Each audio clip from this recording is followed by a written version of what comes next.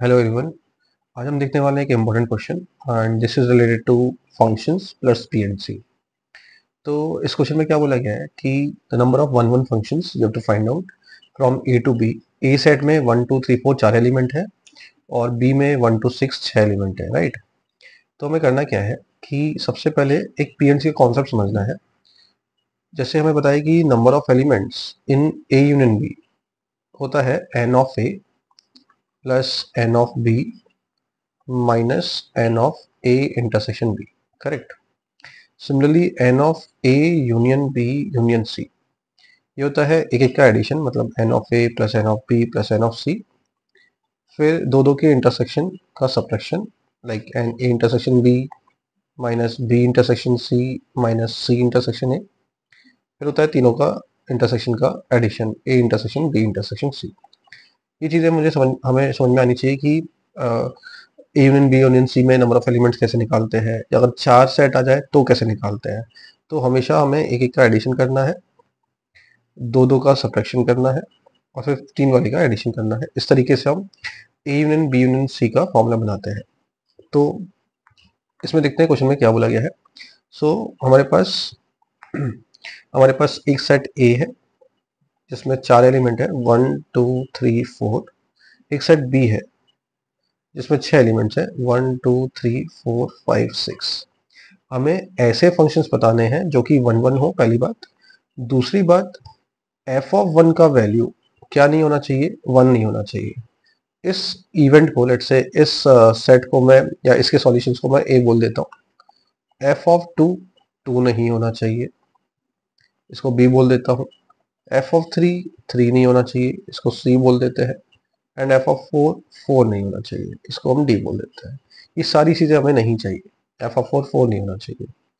तो अगर मुझे इसके सॉल्यूशंस बताने हैं कि कितने ऐसे फंक्शन एग्जिस्ट करेंगे, तो हम क्या करेंगे, टोटल नंबर ऑफ फंक्शंस में से वो केसेस हटा देंगे जिसमें जिसमें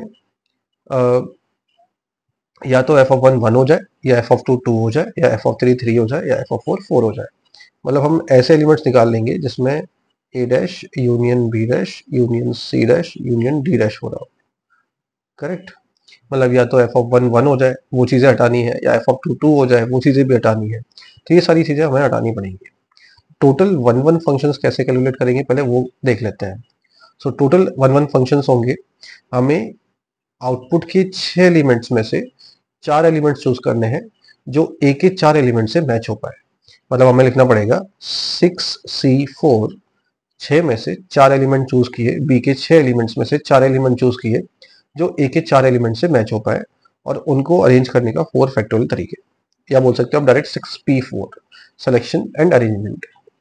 माइनस हमें वो केसेस हटाने पड़ेंगे जिसमें एफ ऑफ वन वन हो जाए, या फिर एफ ऑफ टू टू हो जाए, या फिर एफ ऑफ थ्री थ्री हो जाए, या फिर एफ ऑफ फोर फोर हो जाए। तो उसके लिए पहले आएगा एक एक का addition, N of A dash.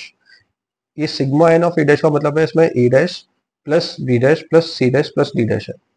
फिर दो दो का सब्ट्रैक्शन, फिर तीन तीन का एडिशन, और फिर चार चार का सब्ट्रैक्शन।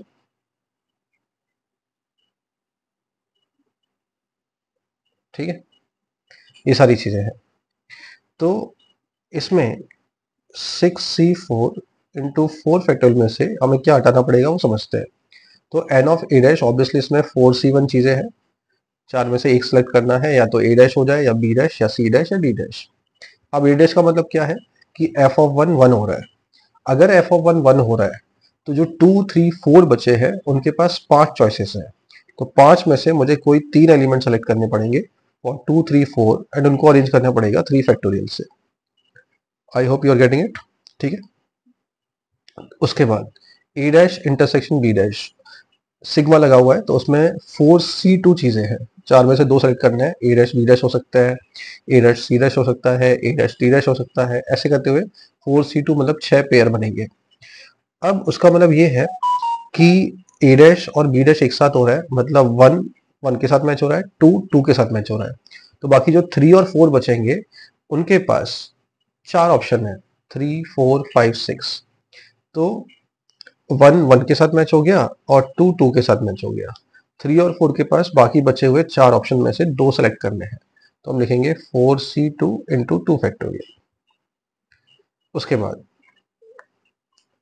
हमारे पास है A dash B dash C dash का इंटरसेक्शन और उस पर सिग्मा लिखा हुआ है, मतलब 4 में से 3 पेयर 3 3 का कॉम्बिनेशन लेना है। तो 4C3 A dash B dash C dash का इंटरसेक्शन का मतलब है 1 1 से मिल गया, 2 2 से मिल गया, 3 3 से मिल गया। तो 4 के पास 3 चॉइसेस हैं, तो हम लिखेंगे 3C1, ठीक है, 3C1 into 1 factorial minus A dash B dash C dash D dash का इंटरसेक्शन का मतलब 4 4 से भी मिल गया है, तो हमारे पास अब उसका एक ही केस है। ठीक है, तो इससे हमें क्या मिलेगा, इससे हमें मिलेगा कि टोटल माइनस करने से हमें मिलेगा कि 1 पे 1 ना आए आउटपुट, 2 पे 2 ना आए, 3 पे 3 ना आए और 4 पे 4 ना आए। तो this will be 6C4, that is 15 और 4 फैक्टोरियल मतलब 24 minus 4 into 10 into 6 plus 6 into 6 into 2 minus 4 into 3 plus 1। तो ये आ गया हमारे पास 360 minus 240 plus 72 minus 12 plus 1, that is 120 plus यहाँ पे आ जाएगा हमारे पास, ये हमारे पास 120 आया और ये आ गया 60 और ये 1, दैट इज 180 प्लस 1, 181। मतलब 181 ऐसे पॉसिबल फंक्शंस हैं जो कि 1 1 होंगे। At the same time F of I जो होगा वो आई के बराबर नहीं आएगा, मतलब एफ ऑफ 1 1 नहीं आएगा, एफ ऑफ 2 2 नहीं आएगा, एफ ऑफ 3 3 नहीं आएगा और एफ ऑफ 4 4 नहीं आएगा। तो इसमें थोड़ा सा पीएनसी, थोड़ा सा सेट्स और थोड़ा सा इंक्लूजन एक्सक्लूजन रूल लगा है। तो ये जो हमने फॉर्मूला लगाया है, this is called inclusion exclusion rule. I hope ये समझ में आया होगा। Thank you.